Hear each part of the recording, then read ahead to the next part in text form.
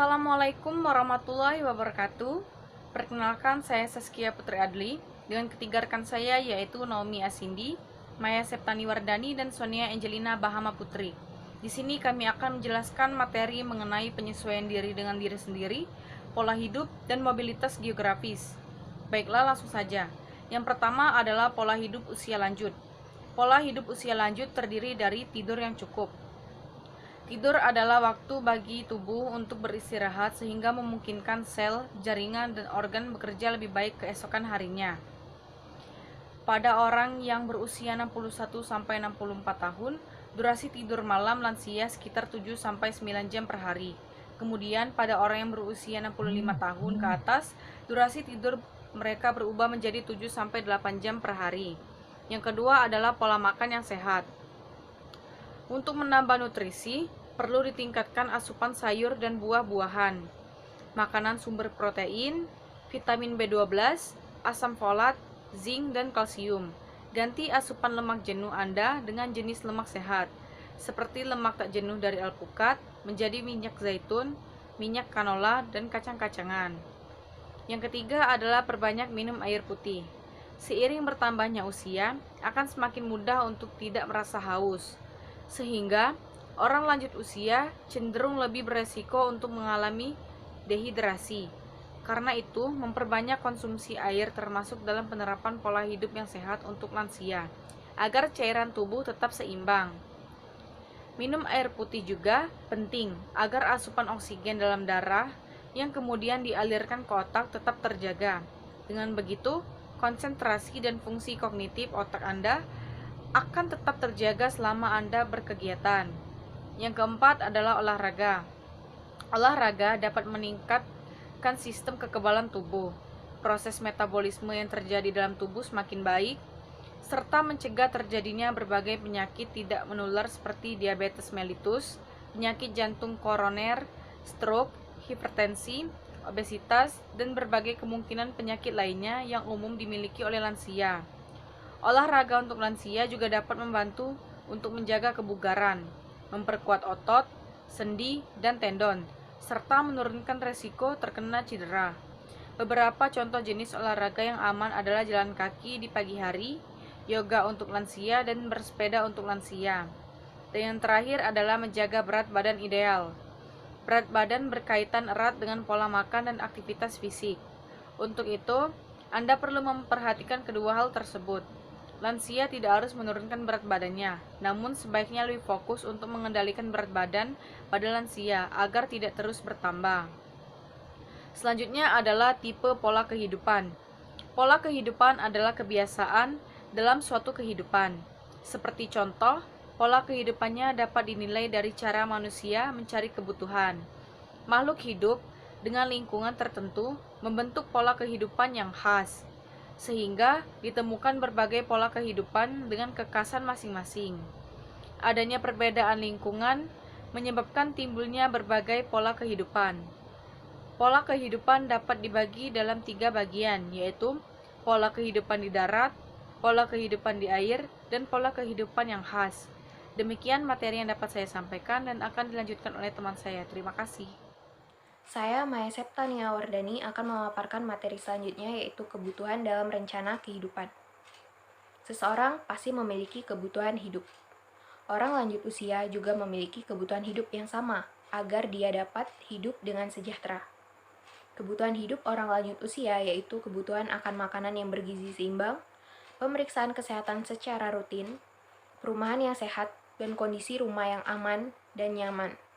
Kebutuhan-kebutuhan sosial seperti bersosialisasi dengan semua orang di segala usia, sehingga mereka mempunyai banyak teman yang dapat diajak untuk berkomunikasi, membagi pengalaman, memberikan pengarahan untuk kehidupan yang baik. Kebutuhan tersebut diperlukan oleh lanjut usia agar mereka dapat mandiri. Individu dapat sehat optimal apabila kebutuhan dasarnya dapat terpenuhi yang mencakup pertama, kebutuhan fisik atau biologis seperti pangan, sandang, papan, dan seks. Yang kedua, keamanan dan kenyamanan, yaitu kebutuhan akan rasa aman dan ketentraman, seperti kebutuhan akan jaminan hari tua, kebebasan, dan kemandirian. Yang ketiga, yaitu kebutuhan sosial, yaitu kebutuhan untuk bermasyarakat dan berkomunikasi dengan manusia lain melalui organisasi profesi, olahraga, dan kesamaan hobi. Yang keempat, kebutuhan harga diri, yaitu kebutuhan akan harga diri untuk diakui akan keberadaannya. Yang kelima, kebutuhan aktualisasi diri, yaitu kebutuhan untuk mengungkapkan kemampuan fisik rohani maupun daya pikir berdasar pengalaman masing-masing, bersemangat untuk hidup dan berperan dalam kehidupan. Assalamualaikum warahmatullahi wabarakatuh. Saya Sonia Angelina Bahama Putri akan menjelaskan tentang hunian bagi kaum usia lanjut. Lembaga tersebut adalah Lembaga Kesejahteraan Sosial atau LKS. Pada Progres Lansia, LKS Lansia memiliki fungsi sebagai lembaga pelaksana program rehabilitasi sosial bagi lansia di tengah masyarakat dalam bentuk pengasuhan atau perawatan sosial, terapi, dukungan keluarga, dan pemberi bantu. LKS Lansia yang menjadi mitra Direktorat Rehabilitasi Sosial Usia Lanjut dalam penyelenggara Progres Lansia ada LKS yang terakreditasi dan sesuai dengan standar yang ditetapkan oleh Direktorat Rehabilitasi Sosial Lanjut Usia, termasuk diantaranya kelengkapan administrasi, pengalaman lembaga, target sasaran, SDM, dan sarana prasarana lembaga kegiatan. A. Rehabilitasi sosial bagi usia lanjut. Kegiatan rehabilitasi sosial bagi usia lanjut diliputi 1. Perawatan sosial. Perawatan sosial diberikan kepada lansia yang berada dalam keluarga atau di luar keluarga PKH. Perawatan sosial dilakukan dengan melakukan pendampingan lansia dengan melakukan kunjungan kepada lansia melalui minimal 40 kali kunjungan yang dilakukan oleh pendamping sosial LKS Lansia. Selain itu, perawatan sosial dalam keluarga juga bisa dilanjutkan dengan penunjukan keluarga pengganti bagi lansia yang sudah tidak memiliki keluarga. 2. Terapi. Terapi bagi lansia adalah bantuan sosial yang diberikan kepada LKS Lansia dalam bentuk terapi bagi lansia diantaranya terapi fisik, terapi penghidupan, terapi mental, spiritual, dan terapi psikososial. LKS Lansia pelaksana terapi diwajibkan memiliki pendamping sosial. Pendamping sosial yang akan melaksanakan terapi kepada lansia dengan melakukan kunjungan kepada lansia. Program terapi dilaksanakan terintegrasi dengan perawatan sosial dan dukungan keluarga. 3. Dukungan keluarga bagi lanjut usia. Bantuan untuk lansia untuk menunjang aktivitas lansia di masyarakat baik melalui aktivitas pengisian waktu luang, membangun embrio usaha, pengembangan usaha baru, maupun pengembangan kreativitas di bidang seni, budaya, dan olahraga sesuai dengan minat dan kemampuan lansia. 4. Bantuan bertujuan lanjut usia. Bantu lansia bertujuan untuk mencegah terjadinya resiko sosial terhadap lansia. Bantu lansia akan diberikan langsung kepada lansia yang digunakan untuk memenuhi hidup layak.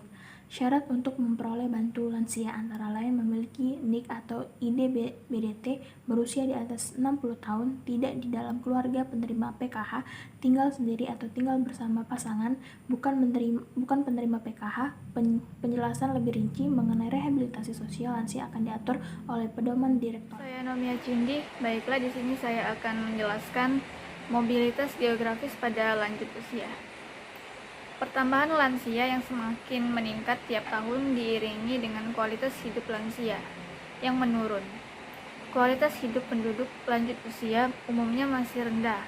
Kondisi ini dapat terlihat dari pendidikan dan angka buta huruf lanjut usia.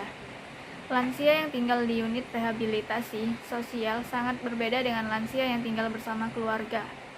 Lansia yang tinggal di unit rehabilitasi sosial memilih untuk melakukan mobilitas sendiri tanpa adanya keluarga. Lansia dengan mobilitasi mandiri mengatakan bahwa kurang mampu membina hubungan sosial dengan teman sewismanya. Sedangkan lansia yang mengalami ketergantungan ringan dan berat mengatakan bahwa keadaannya mencegah untuk melakukan kegiatan seperti senam, kegiatan keagamaan, kegiatan sehari-hari, dan membutuhkan terapi medis untuk mengatasi masalah kesehatannya. Pada lansia dengan mobilitas mandiri memiliki kualitas hidup pada domain fisik lebih rendah dibandingkan dengan lansia yang mengalami ketergantungan mobilitas. Terima kasih.